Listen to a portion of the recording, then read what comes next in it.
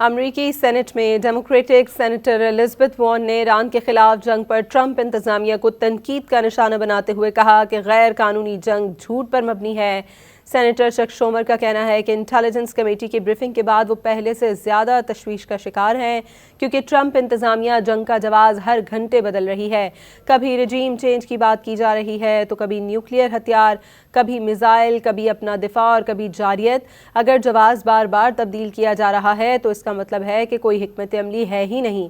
امریکہ کے democratic senator Richard بلومنتھل نے امکان ظاہر کیا کہ امریکہ اپنی زمینی فوج ممکنہ طور پر ایران بھیجنے والا ہے۔ امریکی سینٹ میں ڈیموکریٹک سینیٹر الزبتھ وارن نے ایران کے خلاف جنگ پر ٹرمپ انتظامیہ کو تنقید کا نشانہ بناتے ہوئے کہا کہ غیر قانونی جنگ جھوٹ پر مبنی ہے۔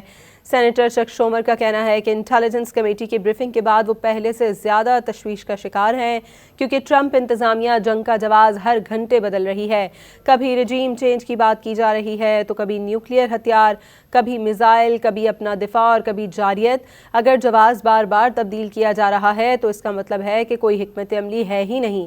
امریکہ کے ڈیموکریٹک سینیٹر رچرڈ بلومنتھل نے امکان ظاہر کیا کہ امریکہ اپنی زمینی فوج ممکنہ طور پر ایران بھیجنے والا ہے۔